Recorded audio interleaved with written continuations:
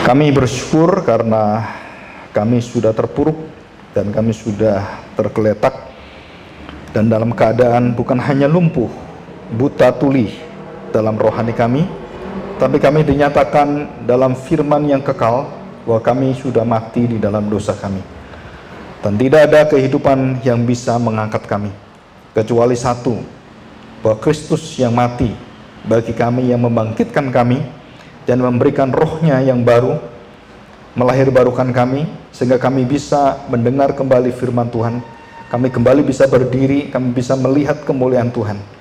Bawalah hati kami Tuhan, pada hari ini kami menapaki akan eksposisi kitab Wahyu yang begitu sulit bagi orang-orang yang tidak mengenal dan tidak belajar dengan sungguh-sungguh, tetapi begitu indah dan begitu gamblang. Setelah kami belajar dengan hati yang terpaut dengan Tuhan, maka seluruh kitab Wahyu itu menjadi satu kebanggaan, menjadi satu kekaguman kami akan rancangan rencana Tuhan yang tidak pernah tergagalkan oleh siapapun dan selalu berhasil, selalu baru, dan rahmat Tuhan tidak pernah meninggalkan kami walaupun kondisi dunia semakin terpuruk, semakin gelap, dan semakin jahat. Tetapi anak-anak Tuhan menjadi terang yang semakin besar sampai Engkau datang mengangkat kami. Terima kasih Bapa akan seluruh jaminan ini. Jadikan kami hati yang menjadi hati yang murid, hati yang mau belajar, dan hati yang membukakan seluruh kebenaran firman Tuhan di hadapan seluruh umat manusia. Dan jadikan kami saksi seperti yang diminta dalam kitab Wahyu ini, supaya kami mendengar, membacakan, dan bersaksi dan hidup di dalam jaminan keselamatan Tuhan dan jaminan akan hidup yang kekal. Di dalam nama Tuhan Yesus kami serahkan doa kami ini. Amin. Silakan duduk kembali. Sebentar ini saya rekam dulu ya. Ya, hari ini kita belajar kitab Wahyu. Nah, saudara, kitab Wahyu ini adalah kitab yang paling penuh dengan misteri ya, penuh dengan ketertutupan, dan bukan hanya itu, tapi ini penuh dengan rahasia. Nah, rahasia-rahasia itu bisa dibuka hanya dengan satu kunci sebenarnya. Nah, kunci itu apa sebenarnya? Nah, saudara, kita belajar, kita buka di dalam file yang ada ya. Eksposisi kitab Wahyu pasal 1 ayat 1 sampai 3 dan mungkin 4. Hari ini kalau bisa masuk ke 4. Jadi ada 3 tema yang kita bahas. Yang minggu lalu adalah berbahagialah, dan kita sudah belajar beberapa poin yang penting sekali. Dan hari ini adalah tentang waktu Tuhan, kairos, bukan kronos. Semua diciptakan Tuhan, tapi kairos. Kronos itu kronologis atau penanggalan jam-jam yang kita lewati. Tapi Tuhan menggunakan kairos, artinya momentum waktu, bagaimana Tuhan masuk dalam kronos itu dengan waktu Tuhan. Ya, jadi dia turut campur dan dia menggerakkan serta dia mengatur segala-galanya, itu kairos. Jadi kronos itu yang kita lihat, kairos itu yang Tuhan lihat. Dan kita bisa merasakan arti daripada Tuhan yang kekal itu. Tidak tergantung dan terbatas, dibatasi oleh waktu seperti kita. Tuhan itu kekal, dan dia bisa berada di masa lalu kita, bisa berada di masa depan kita, dia bisa berada dimanapun. Karena dia adalah kekal, Allah yang tidak dibatasi waktu. Nah, kita tidak. Dan yang ketiga adalah sudah dekat. Sedekat apakah Yesus akan datang? Ini bukan dekat Pak, ini sudah lama sekali.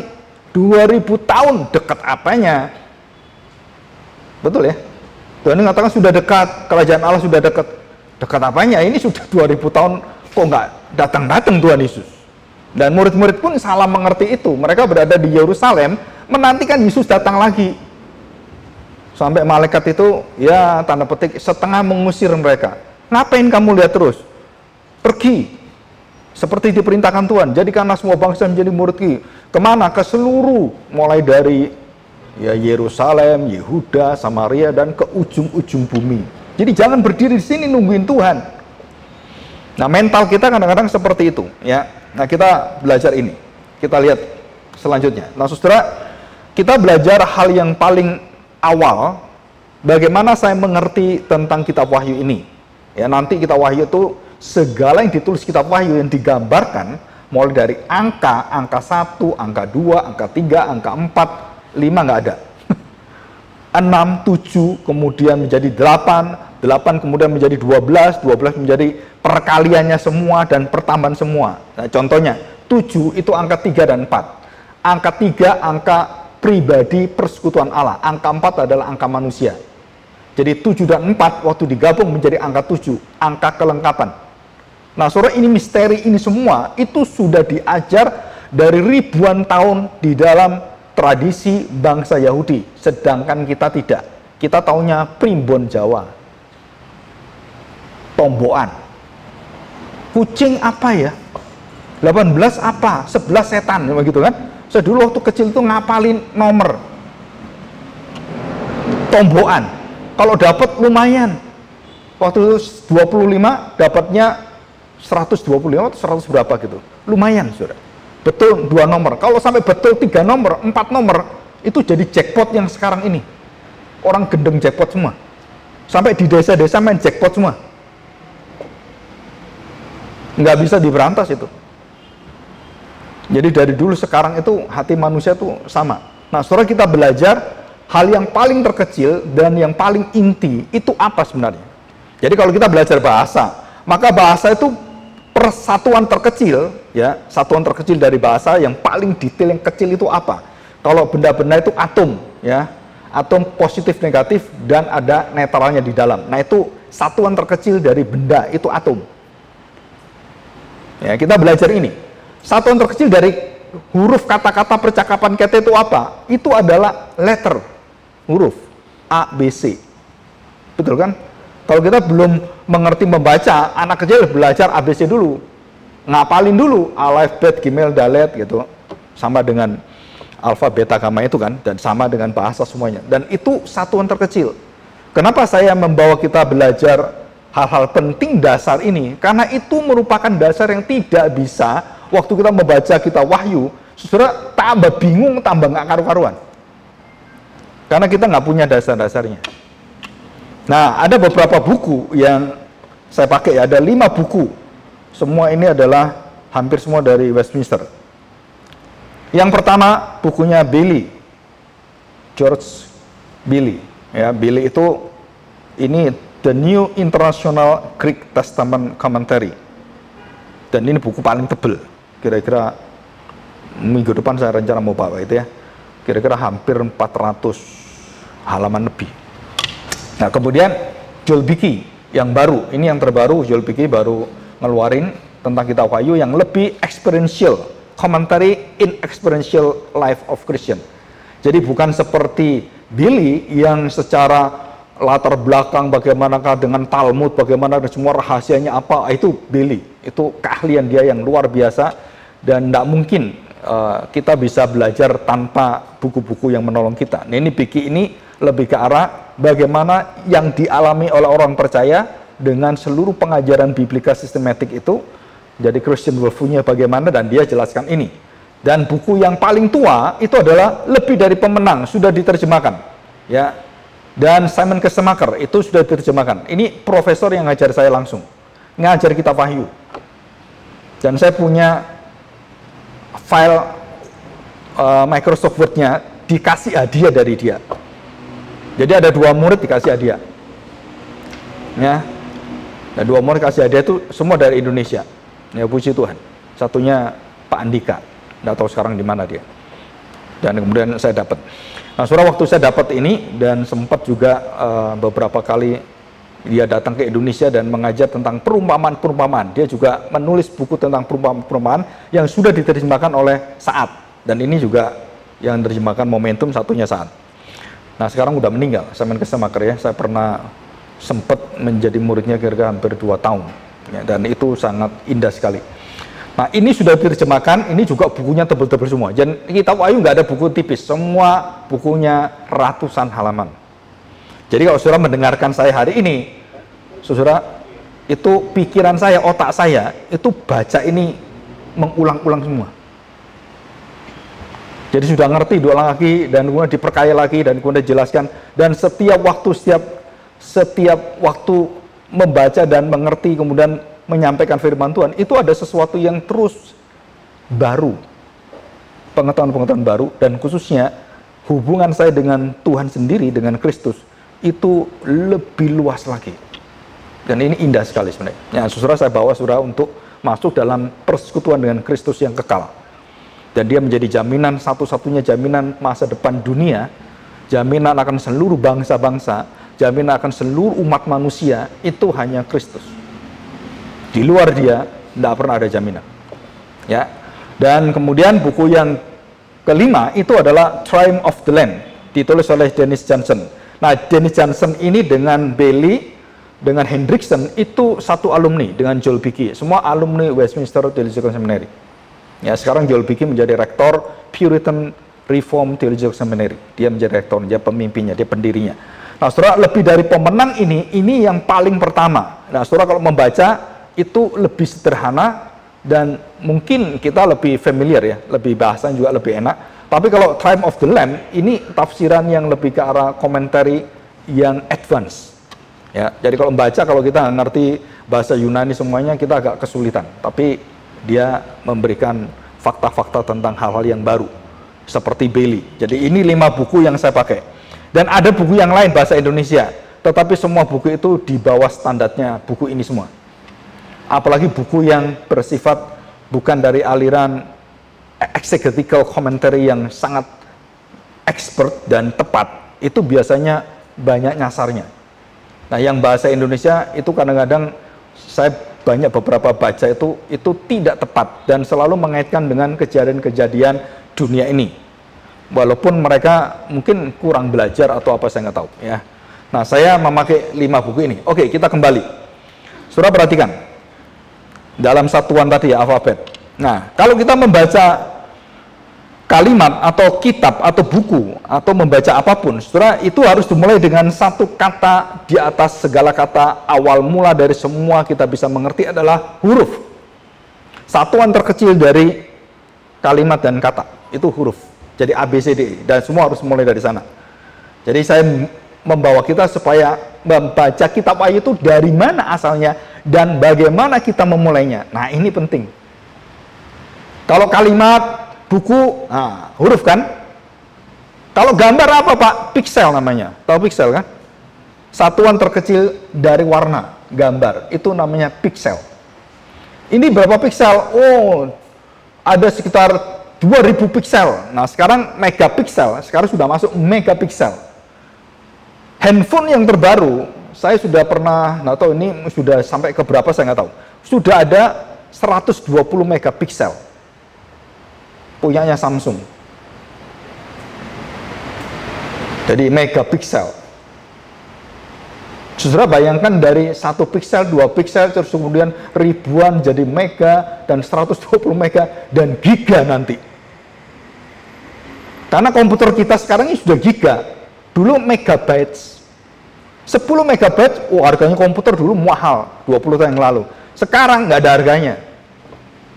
Nggak ada harganya. Sekarang sudah gigabytes. Dan yang terbaru, tera. Wah, udah nggak nutut kita. Otak kita nggak nyampe. Setelah tera apa? Wah, setelah itu apa? Sampai hari ini Indonesia 5G aja belum bisa. Belum berjalan dengan baik. Padahal Korea sudah 7G. Korea sudah 7G. Jadi kita tertinggal dengan Korea, dengan Jepang, itu berapa generasi? Ya, kita berdoa aja lah. Nah, ini saya tidak pesimis ya dengan kemajuan bangsa Indonesia, tapi kita harus melihat bahwa Tuhan bisa memakai ya, nanti kita menjadi produsen pertama di dunia yang paling besar memproduksi mobil listrik di dunia. Itu mungkin bisa ya, karena baterainya itu sumbernya dari Indonesia, nikel. Pak Jokowi habis ini kan membuat kebijakan tidak boleh diekspor mentah, semua harus diproduk dari kita. Nah, Indonesia akan kaya sekali ya, kalau benar nggak ada korupsi, nggak ada orang jahat. Ya, nah saudara, jadi dari huruf, kemudian dari piksel, gambar, semuanya, dan kita masuk. Nah, kitab Wahyu dari apa? Itu namanya Semimis atau Semimis. Apa Semimis? Dari bahasa yang kemudian kita kenal dengan tanda Simeon. Simeon. Jadi kitab Wahyu ini memakai apa? Memakai satuan terkecil, mengenal gambaran kata huruf dengan apa? Dengan mata yang tertuju kepada tanda. Tanda yang terkecil. Apa tanda terkecil? Saudara, kita tahu Wahyu bisa memakai warna, bisa memakai huruf, bisa memakai semuanya. Dan dia merangkum semua menjadi satu yang mungkin tidak pernah ada di dalam semua tulisan manusia, dan itu hanya Roh Tuhan yang bisa melakukan ini dan bisa menyampaikan dalam otak kita melalui iman kita, melalui roh kita juga. Nah, ini baru bisa. Itu disebut sebagai sememis, tanda. Jadi firman Tuhan yang kita dengar, orang Perjanjian Lama mengatakan dabar teologi. Dabar itu ucapan Allah. Dengarlah, hai Israel, dengarlah aku, Shema Israel. Dan ini dengar apa? Kata-kata kan? Huruf terkecil, bahasa Ibrani. Jadi Tuhan berbicara ke bangsa Israel dengan bahasa apa? Ibrani. Kalau nggak ngerti mereka. Jadi bahasanya Tuhan apa yang dipakai untuk bangsa Israel dan berbicara dengan bangsa Israel? Bahasa Ibrani, bukan bahasa lain. Pak, jadi Tuhan berbahasa Ibrani? Enggak juga. Tuhan memakai bahasa, tapi Tuhan tidak berbahasa itu. Jadi di surga semua malaikat bahasa Ibrani gitu, enggak. Tuhan punya bahasa yang disebut sememis. Nah, ini rahasianya, saudara. The language of God is sememis. Bukan piksel, bukan alfabet, bukan atom, bukan itu, saudara, tapi simian.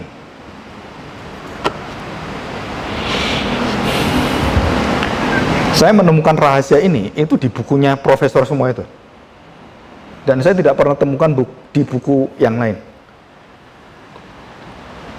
Jadi saya bisa mengerti kitab Wahyu itu. Bagaimana bisa mengerti? Surah roh kita, iman kita dapat anugerah dan melalui hubungan sememis, yang bukan hanya huruf, hanya gambar, hanya metafora gitu, bukan, saudara. Tapi ada di atas segala sesuatu yang bersifat tanda, melebihi daripada kata-kata fiksal semuanya. Dan itu dipakai oleh Tuhan, namanya tanda. Yang lebih besar dan bisa kita lihat namanya mark, krakma. Dan terkecilnya adalah sememis atau semaino. Sema dipakai dalam Alkitab lebih dari 4.000 kali. Perjanjian Lama, Perjanjian Baru. Dan kalau kita tanya, Allah itu apa? Saudara tulis dengan kata, Allah adalah ini. Nggak cukup. Allah itu besar, Allah itu begitu putih, kudus. Cukup, Pak? Nggak cukup. Bagaimana sudah cukup? Pakai semaino. Menggambarkan Allah dengan tanda, dengan gambaran yang kekal. Dan baru kamu bisa masuk, menembus kekekalan dengan semaino.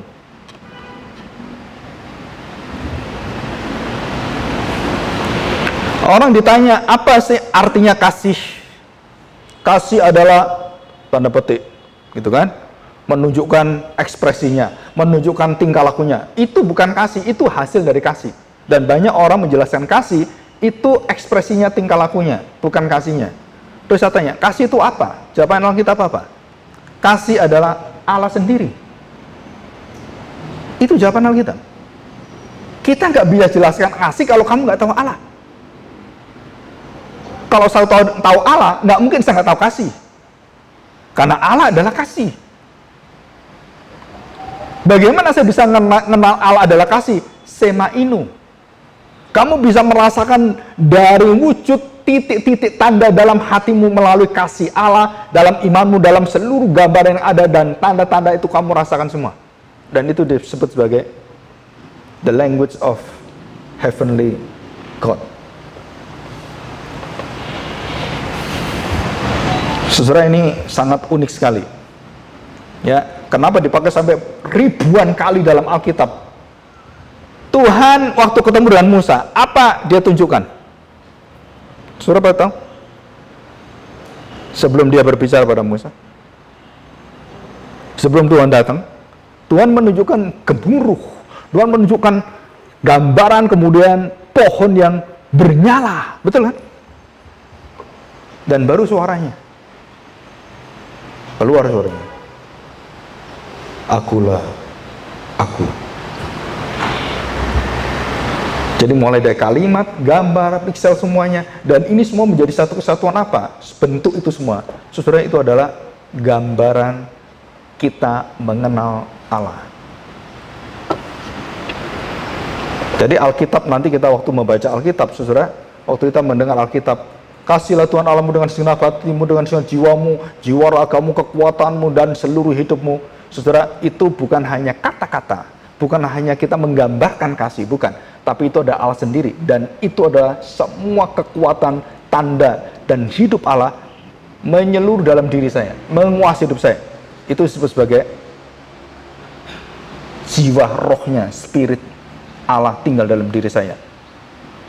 Dan kita baru bisa menggambarkan itu. Dengan apa? Dengan semeon atau semainum. Jadi waktu Wahyu ditulis oleh Yohanes, dia melihat, dia mendengar, dan dia tuliskan. Waktu dia tuliskan, dia memakai alfabet terkecil, dan dia memberitahukan. Betul kan? Tapi orang-orang supaya bisa mengerti semuanya ini, saudara, rahasia adalah melalui tanda-tanda yang ada di dalam firman Tuhan, dan tanda-tanda itu melalui waktu kairos Tuhan. Dan bukan kronos. Jadi kalau orang ditanya, kapan kamu lahir baru? Saudara, kita nggak bisa dan tidak akan bisa menjelaskan dengan kronos. Jadi John Wesley mengatakan, dan ditentang oleh George Whitefield, termasuk ditentang oleh Charles Wesley, saudara sendiri. John Wesley, kamu tidak boleh mengatakan bahwa aku sudah bertobat dan ditulis tanggal sekian, bulan sekian, tahun sekian saya bertobat dan saya diubahkan oleh Tuhan. Itu bukan dalam kronologis, tetapi kairos Tuhan. Jadi bukan kamu tentukan tanggalnya berapa, saatnya kapan saya bertobat. Bukan, karena kamu akan tahu, kamu belum bertobat. Kamu belum bertemu dengan Tuhan. Bahkan orang sudah jadi pendeta pun banyak yang belum bertobat. Kenapa? Karena tidak mengerti semaino Tuhan, kairos Tuhan. Saudara, semakin kita belajar firman Tuhan itu semakin rumit loh. Karena Tuhan kita Tuhan yang begitu, Tuhan yang tak terbatas, saudara. Tetapi kita bersyukur, kenapa? Karena kita diberi iman sehingga kita bisa mengenal Tuhan dengan sangat mudah, saudara. Dalam kebodohan kita, ketidakmengertian kita, seperti Daud juga mengatakan, cakrawala begitu luar biasa, apalagi hatimu Tuhan. Loh, hati Tuhan sebesar apa? Cakrawala aja kalah. Buasannya jagat semesta ini kalah dengan hati Tuhan. Itu gambaran apa? Semaino. Mengungkapkan tentang keberadaan Allah yang tak terbatas itu, saudara. Jadi nggak bisa dengan tulisan. Bahkan ada pujian kan, air menjadi tintanya, dan pohon-pohon yang di seluruh dunia dan gunung-gunung itu menjadi penanya. Tidak mampu mengungkapkan betapa hebatnya Tuhan dan keagungan kemuliaan Tuhan. Nggak mampu. Betul gitu?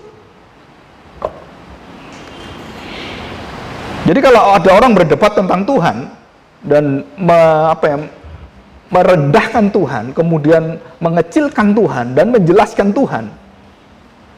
Saya pernah bertemu dengan Pak Magnis, tanya tentang, karena saya sudah menemukan ini, saya tanya, menurut Bapak, Tuhan itu sebesar apa? Kemuliaan Tuhan itu sebesar apa? Dan dia mengatakan, I don't know. Dan dia beritahu, I know. Bagaimana kamu? I know. Pikiranmu aja terbatas. Iya, I know. Dan saya jawab, saya punya iman dan punya nilai kekekalan yang Tuhan tanam pada saya. Dan saya hanya bisa mengenal Tuhan di dalam semaino Christ. Dalam iman saya kepada Allah yang menjadi manusia. Dan itulah kuncinya. Itulah semainonya. Itulah jawabannya. Ya dia, yang saya ngomong nggak ngerti. Seorang profesor yang luar biasa. I don't know. Sejauh apa mengenal? Nggak tahu saya. Saya terbatas. Bagaimana mengenal Tuhan yang tak terbatas? Dan saya beritahu, I know. Through my faith, dalam iman saya mengenal siapakah Allah karena ada anugerah, ada firman, dan saya mengenal di dalam Kristus. Yang menyatakan diri dan dia mengatakan dengan jelas, Pak. Mengatakan dengan jelas. If you know me, you know my Father. Dan cukup bagi saya, Pak. Saya mengenal dia, iya, bukan dengan pikiran saya terbatas, enggak. Karena Kristus yang membuka bagi saya, karena Kristus yang mewujudkan bagi saya, sema inunya dia, kuncinya di Kristus. Nah, sama dengan kitab Wahyu. Nah, baru waktu kita baca kitab Wahyu, wah, kita tidak terjebak dengan 144 angka, terus angka ini, bukan hanya itu, saudara. Tapi apa kaitannya dengan sema inu itu? Tanda yang di atas segala tanda, dan bagaimana dengan hati Tuhan yang akan menjelaskan semua, dan semua tidak ada bisa menjawab kecuali apa? Waktu yang tahu adalah Bapa. Nah, itu artinya, saudara, Tuhan Yesus ngomong demikian. Kapan waktunya datang? Bapa yang tahu. Kairosnya, saatnya, hanya Bapa yang tahu. Jadi setiap kejadian anak nggak tahu, Bapa yang tentukan. Ini terjadi. Setiap kejadian sampai akhir zaman, Bapa yang tahu. Bapa yang tentukan, yang berdaulat. Kita bisa bersiap-siap, kita bisa tahu, oh ini kelihatan sudah dekat ini. Betul ini. Sudah mulai jelas ada tanda-tanda dari firman Tuhan, dari kitab Wahyu. Tapi semua kairosnya, who know? Only Father. Hanya Tuhan, Bapa. Dan kitab Wahyu juga sama. Jadi orang tanya, kenapa ini belum datang-datang? Saudara, hanya Bapa yang tahu. Kapan anak datang? Siapanya kan gampang, saudara. Bukan urusanmu. Wah, ini sudah dekat, kapan dia datang? Bukan urusanmu. Urusanmu adalah kamu menikmati setiap kairos Tuhan dalam hidupmu. Mengubah hidupmu, semakin mengenal Tuhan, semakin mengerti. Dan soal kiamat atau tidak, kalau semua gitu kan, soal kiamat atau tidak, itu bukan perkara yang menjadi satu pusat pikiran kita, tapi pusatnya apa? Bagaimana saya dibentuk dan saya disertai Tuhan dan dijamin Tuhan. Kalaupun itu kiamat belum datang, kamu sudah mati, artinya apa? Sudah terjadi kiamat pribadimu. Kamu sudah siap. Sudah disiapkan Tuhan. Kamu sudah mengenal Allah. Dalam setiap hubungan Allah, dalam tanda-tanda dan gambaran semua di dalam hatimu, imanmu. Kamu terima ini. Dan kitab Wahyu diterima dengan melihat. Dikatakan di sini. Diperintahkan. Lihatlah. Itu bentuk sema inu. Nah, iman dari siapa ini? Thomas. Aku akan membuktikan, aku akan melihat, baru aku percaya. Saudara, itu artinya mata dia dibatasi dengan kronos. Tapi mata kita yang dengan kairos, seperti Yohanes dibukakan tentang alam semesta yang kairos itu, bagaimana sebelum terjadi dan ditontonkan Tuhan, apa yang terjadi nanti di akhir zaman. Saudara, itu bukan mata kronos seperti Thomas, bukan. Ini mata sema inu, mata kairos. Elia melihat Tuhan. Elisa melihat Elia. Saudara, itu semua adalah bukan kronos, itu kairos. Menembus seluruh kronos. Kalau kamu bisa melihat saya, kamu akan mendapatkan yang kamu minta. Dan waktu Elia terangkat dan Elisa bisa melihat itu, maka jubah Elia ditinggalkan. Elisa mendapatkan 2 kali kuasa Roh Kudus yang berlaku bagi dia, itu 2 lipat dia dapat. Jadi kalau Elia bisa 7 kali mujizat, Elisa 14 kali mujizat. Dan itu semua terbukti dalam Alkitab. Nah, saudara, kita baca kitab Wahyu pasal yang pertama. Ya, ini saya ulangi aja. Inilah wahyu Yesus Kristus. Wahyu artinya revelasi. Artinya Yesus yang akan dibukakan, beritanya tentang Yesus. Jadi kitab Wahyu ini dan seluruh kitab suci, beritanya tentang wahyu Yesus Kristus. Siapakah Yesus? Apa yang dia lakukan? Dan bagaimana dia akan datang? Bagaimana dia mempersiapkan? Bagaimana Bapa itu akan membuat semua orang menanti-nantikan kedatangan anak yang dikaruniakan Allah kepadanya, supaya ditunjukkannya kepada hamba-hambanya apa yang harus segera terjadi. Dan ini adalah satu proses. Dan oleh malaikat yang diutusnya, ia telah menyatakannya kepada hambanya, Yohanes. Yohanes telah bersaksi tentang firman Allah dan tentang kesaksian diberikan oleh Yesus Kristus, yaitu segala sesuatu yang telah dilihatnya. Saudara, artinya apa? Yohanes sudah mengalami seluruh penglihatan ini, dia kemudian menuliskan di Pulau Patmos. Dia melihat lagi, dia tuliskan. Melihat dulu, baru dia tuliskan. Lihat dulu, dia tuliskan. Bukan tulis, lihat dulu. Enggak bisa.